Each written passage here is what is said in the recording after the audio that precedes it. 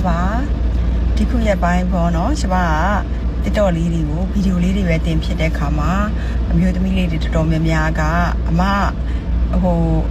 အိမ်အောင်ကြီးကိုဘလို့ထိန်းလဲအမဆရာကိုဘလို့ထိန်းလဲအဲ့လိုမျိုးမေးကြရတယ်ပေါ့နော်အဲ့လိုမေးတဲ့ခါမှာကျမဒီကျမထိန်းနေရတဲ့လူကပညာတတ်တယ်လीနော်ပညာတတ်တယ်ဉာဏ်ရှိတယ်ဆရာဝန်ဆိုတဲ့ဂုဏ်ပုဒ်တွေရှိနေတဲ့အတွက်ကြောင့်မို့လို့ကျမဘယ်လိုထိန်းရမှာတော့ကျမကသူ့လောက်မတော်ဘူးလေနော်မတတ်ဘူးလေအဲ့တော့ကျမတို့သူ့ကိုထိန်းနိုင်ဖို့ဆိုတာမဖြစ်နိုင်ပါဘူးအဓိကတော့သူ့အသိဉာဏ်လေးနဲ့သူထိန်းဖို့ပဲကျမမျှော်လင့်တော့တယ်ပေါ့နော်အရင်ကဆိုရင်တော့ကျမကတော့သူ့ကိုကောင်းမဲ့ဥစ္စာတွေညွှန်ပြပေးတယ်ပြောပြပေးတယ်လမ်းပြတယ်ပေါ့နော်ကိုအမတယောက်အနေနဲ့မယားတယောက်အနေနဲ့ဇနီးတယောက်အနေနဲ့ကိုကသူထက်နှစ်လောက်ကြီးတယ်ဆိုတော့ပေါ့နော်အဲ့ခါကျတော့ကိုကသူ့ကိုမပြောတင်တာမလုပ်တင်တာမကောင်းတာတွေကိုမလုပ်ဖို့ပေါ့ပြောတယ်ပေါ့နော်ပြောတယ်ဆိုတဲ့အခါမှာသူကမကြိုက်ဘူးဆိုတာဖြစ်လာတယ်ဖြစ်လာတဲ့အခါမှာတယောက်နဲ့တယောက်ကရန်တူလိုမျိုးဖြစ်လာတယ်ပေါ့နော်ဖြစ်လာတဲ့အခါမှာအခုကဘယ်လိုဖြစ်လဲဆိုတော့ तू မကြိုက်ရင်မပြောတော့ဘူးသူ့ကိုပြုတ်ပြင်လို့မရဘူးပေါ့နော်ကိုပြုတ်ပြင်လာတာပေါ့နော်အခုဘာဖြစ်လဲဆိုတော့तू အရက်တောက်တယ်ပြောတာမကြိုက်ဘူးဆိုရင်တောက်တော့ကိုဟာနေကိုထိန်ဘာလို့လဲဆိုအသက်40ကျော်လာပြီကိုပဲထိန်ရမှာဘသူကမှလိုက်ထိန်ချုပ်လို့ထိန်သိမ်းလို့ပြုတ်ပြင်ရတယ်ဆိုတာမျိုးမဖြစ်အောင်ကိုထိန်သိမ်းရမယ်အဲ့တော့ကျမကအသက်နိုင်ဆုံးမပြောတော့ဘူးပြီးသွားလို့ရှိရင်သူလှုပ်ချင်တာမှန်တယ်မြကောင်းလားမကောင်းလားစဉ်းစားကိုဟာနေကိုလှုပ်မပြောတော့ဘူးဘာဖြစ်လို့လဲဆိုတော့သူ့ကိုပြုတ်ပြင်လို့မရဘူးလीเนาะကျမတို့ကိုပြုတ်ပြင်ရမယ်အဲ့တော့အမျိုးသမီးတွေကိုကျမကပြောချင်တာပြောမရဘူးလှုပ်မရဘူးစိတ်ညစ်နေပဲအစားမပြောနဲ့တော့မလှုပ်နဲ့တော့သူ့ကိုပြောမရရင်သူ့ကိုပြုတ်ပြင်မရရင်ကိုပြုတ်ပြင်ဒီစကားလေးပဲကျမကတော့ပြောချင်တယ်အခုနောက်ပိုင်းကျမဒီဒါတပတ်10ရက်လောက်တော့ရှိလာပါပြီကျမအတတ်နိုင်ဆုံးကိုနေတယ်ကိုချစ်အောင်နေတယ်ပေါ့နော်ကိုချစ်တယ်စိတ်ညစ်ရမယ့်အရာစိတ်ရှုပ်ရမယ့်အရာကိုအသားနာမယ့်အရာကိုရန်လုံးမဲ့ဟာအဲ့လိုမျိုးတွေမဖြစ်အောင်ကျွန်မအတတ်နိုင်ဆုံးရှောင်လာတယ်ပေါ့နော်ဒါကဘာဖြစ်တာလဲဆိုတော့သူတို့ဂယုမဆိုင်တော့တာမဟုတ်သူတို့ကျွန်မတို့ဒီ18နှစ်ဆိုတဲ့ကာလကြီးထဲမှာ15နှစ်16နှစ်18နှစ်ပြုတ်ပြင်လာပြီးပြုတ်ပြင်လို့မရတော့ဘူးလीเนาะအဲ့တော့ तू မပြောင်းလဲတော့ဘူးအဲ့တော့ကျွန်မတို့တွေဟိုမှာပညာတင်မယ်ဆိုရင်တော့မှဘွဲ့လွန်ဘယ်လိုပြောရမလဲကတိကတွေဘာတွေတောင်ဖြစ်နေလောက်ပြီပေါ့နော်အခုကကျမတို့ကပြုတ်ပြင်လို့မရတော့ဘူးဆိုတာသိတဲ့အခါမှာလက်လျှော့လိုက်တော့တာလက်လျှော့လိုက်တယ်ကိုပြုတ်ပြင်ဖို့ဘယ်လိုပြောမလဲဆိုတော့သူ့ကိုပဲဆုံးဖြတ်ခိုင်းလိုက်တော့ပါပေါ့နော်ကိုပြုတ်ပြင်ဖို့အဲ့ဒါကြောင့်မို့လို့အမျိုးသမီးတွေကျမကပညာတတ်ဆရာဝန်တယောက်ကိုဘယ်လိုထိန်းသိမ်းနိုင်မှာတော့ပေါ့နော်ဒါကြောင့်မို့ကိုပဲပြောင်းလဲပါဒီရက်ပိုင်းဆရာနဲ့ပေါ့နော်ကျမတို့လင်မယားနှစ်ယောက်တယောက်နဲ့တယောက်အဲ့လိုပေါ့စကားတွေပြောမိတာပေါ့နော်ပြောမိရဆိုတာသူလည်းနေလဲဆိုတော့စေကန်းနေနဲ့လူနာတွေများအဲ့လိုမျိုးဖြစ်တယ်ကျမကလည်းကျမလှုပ်ဆရာရှိရတွေလှုပ်တယ်အဲ့လိုမျိုးဖြစ်တဲ့အချိန်မှာညဘက်ကိုစကားပြောမိရပေါ့နော်လင်မယားနှစ်ယောက်အိပ်ရထဲမှာစကားပြောမိတာတွေကအဲ့နေရဆိုလို့ရှိရင်ကျမတို့3နာရီခွဲလောက်ထိရောက်သွားပါတော့စကားပြောတဲ့အခါမှာသူ့ကိုပြောပြတာပေါ့နော်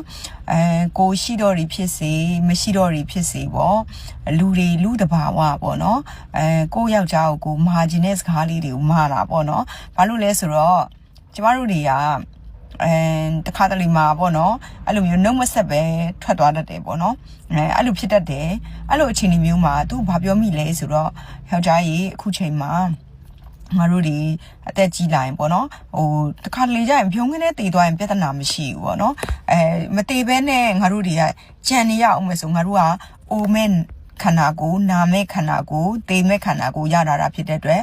အိုနာတေဆိုတာကြီးကိုငါတို့ကကြော်ရအောင်ပါအဲ့အတွက်ကြောင့်မို့လို့ငါတို့ဒီပတ်စံကိုအခုကတော့စားဖို့တောက်ဖို့ရှာနေတာမဟုတ်တော့ဘူးငါတို့ဘဝနောင်ရေးအတွက်ရှာနေတာပေါ့နော်အဲ့အတွက်ကြောင့်မို့လို့ဒီချိန်ပင်မမယ်ဆိုလဲပင်မမှာပဲပေါ့နော်ပင်မမှာပဲကိုလည်းပင်မနဲ့သူလည်းပင်မတာပဲပေါ့နော်ဒါကြောင့်မို့လို့အခုချိန်မှာပေါ့နော်အခက်ခဲအကျက်တဲဆိုတာအကုန်လုံးရှိကြတာပဲပေါ့နော်အဲ့တော့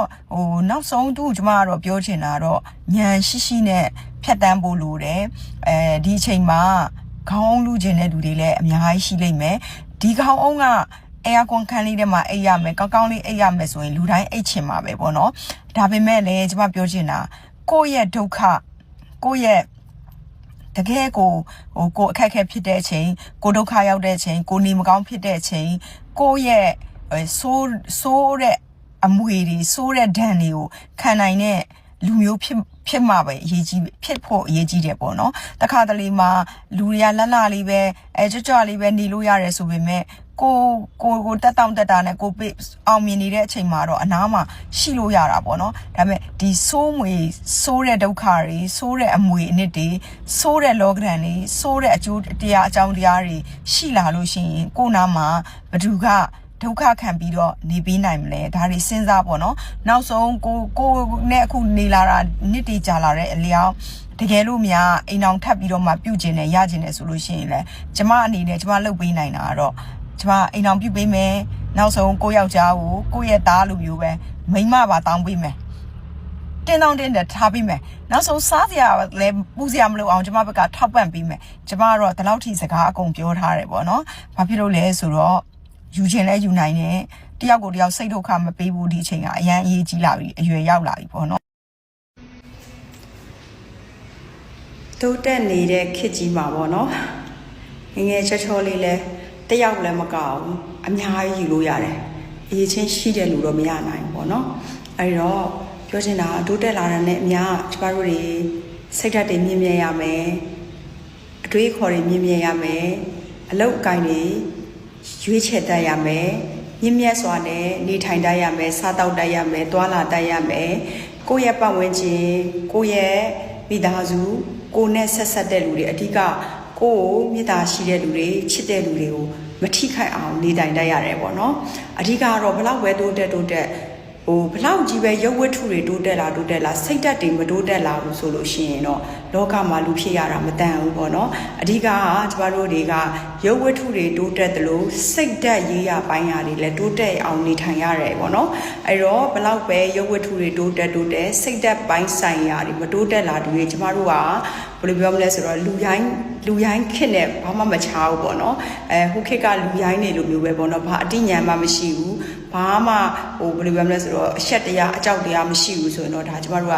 လူရိုင်းခစ်ကြောက်ခစ်ကိုပြန်သွားနေတဲ့လူတွေလိုဖြစ်နေတာပေါ့နော်ရုပ်ဝတ္ထုတွေတိုးတက်တာနဲ့အများစိတ်ဓာတ်တွေလည်းတိုးတက်ရမယ်ယဉ်ကျေးရမယ်အမှန်အကောင်းအဆိုးဒါတွေကိုတတိချာအဲ့လိုမျိုးတတိချာပြောတတ်ရမယ်နေထိုင်တတ်ရမယ်အတွေးခေါ်ရှိရမယ်ဒါမှတိုးတက်တယ်လို့ခေါ်တာပေါ့နော်ရုပ်ဝတ္ထုတွေတိုးတက်နေပြီးတော့မှစိတ်ဓာတ်တွေတိုးတက်မှုမရှိလာဘူးဆိုလို့ရှိရင်ကျမတို့ကတရိษံနဲ့ဘာမှမချဘူးပေါ့နော်အဲ့ဒါကြောင့်မို့လို့ကျမတို့တွေကပေါ့နော်ဆရာတော်တပါးဟောထားတယ်လို့ပေါ့နော်မြစ်ထဲကငါးတွေပင်လယ်သမုဒ္ဒရာတွေကငါးတွေနဲ့ရှင်ရင်လည်းကျမတို့ဒီရေကူးတဲ့အပိုင်းမှာကျမတို့ကကျွမ်းကျင်မနေဘူးเนาะပြီးတော့စင်ကြီးနဲ့ရှင်မလားစင်ဒီခွန်အားအရန်ကြီးပါတယ်ကျမတို့တွေကခွန်အားဆိုတာကျမတို့ကစင်ကြီးနဲ့ရှင်လို့ရှိရင်ဘလို့မှခွန်အားမရှိဘူးပေါ့နော်ဒါပေမဲ့ကျမတို့မှာ